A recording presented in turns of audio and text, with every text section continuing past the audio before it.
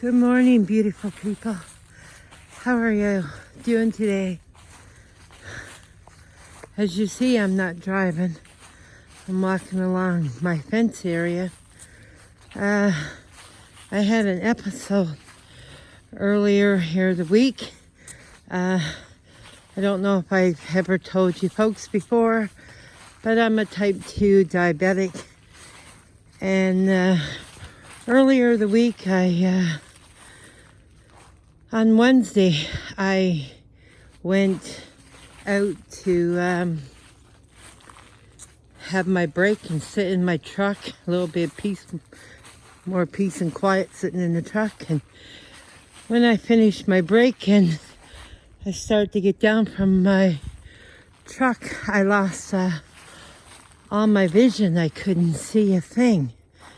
And I managed to get into the store where I work and maneuver my way up the aisles, and I called out for my co-worker Nabila, help me.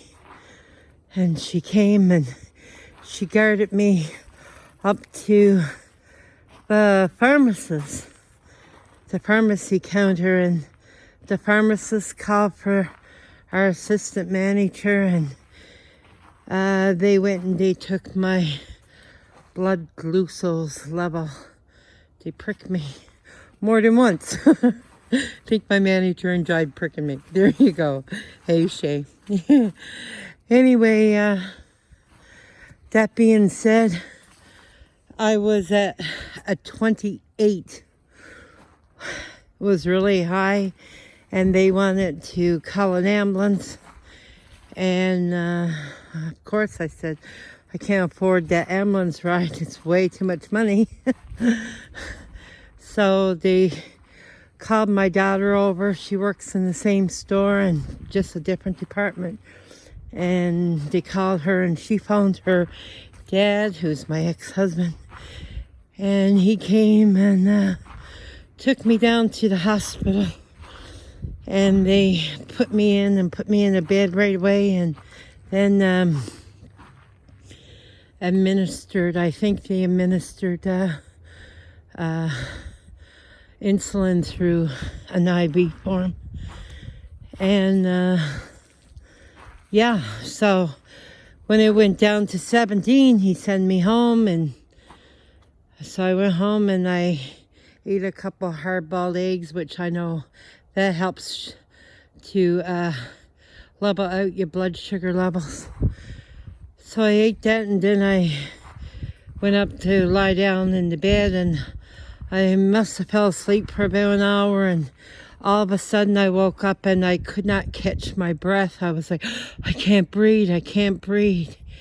And I literally, it was like something was clogging my airways. I could not for the life of me get my breath. And well, I did end up with that $400 ride because my daughter and mother, they called the ambulance. I was really in a state of panic, and well, the ambulance came and they walked me to the ambulance, and then they took me down. They got me into the seat and start taking my vitals. And then when we got down to the hospital, well, this was a shocker. They just wheeled me out into the waiting area, sat me on a chair, and left me there. And no doctors, no nurses, no nothing came.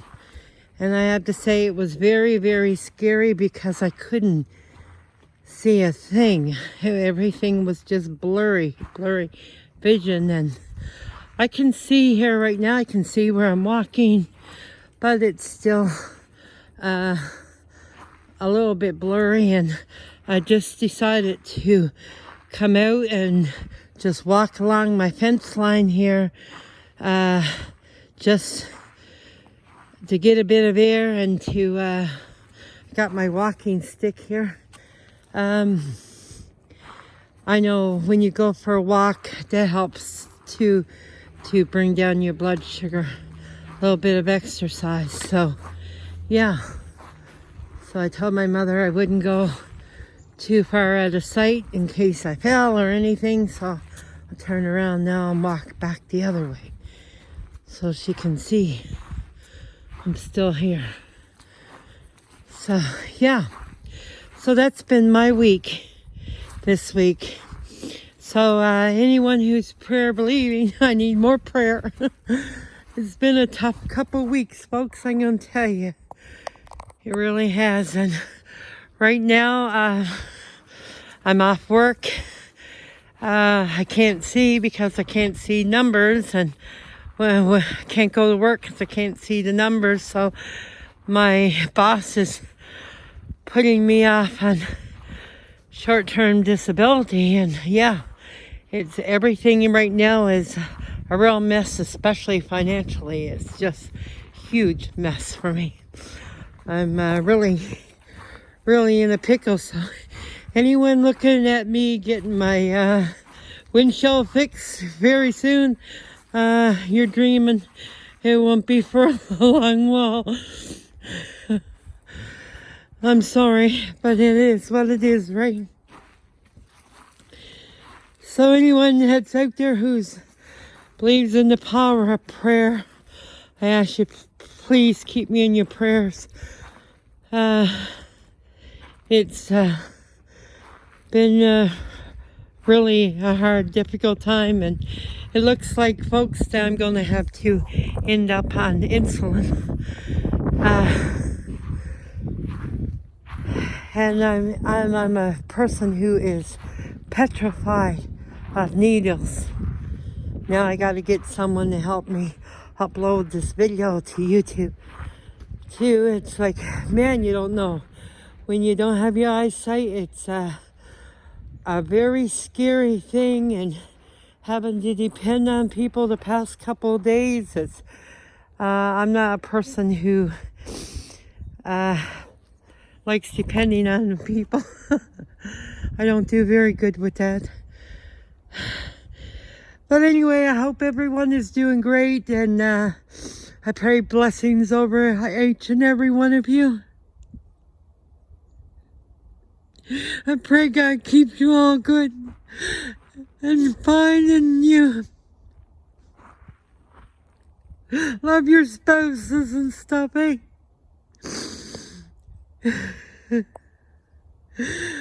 Oh my, I really miss my husband. I really tell you. I really miss him. When you have a partner, you know that you can depend on us before. I mean, I have to say he's been there for me. He's helped me out, but it's just not the same as if he was home. And, you know, I pray for all you folks. Don't let the little things destroy your marriage. Please, please, I beg of you. Don't let the little things destroy your marriage, and don't let pride get in the way of your marriage and your love for one another. It's nothing wrong with admitting that a person is wrong, or you know, it's the best for families to be together, right?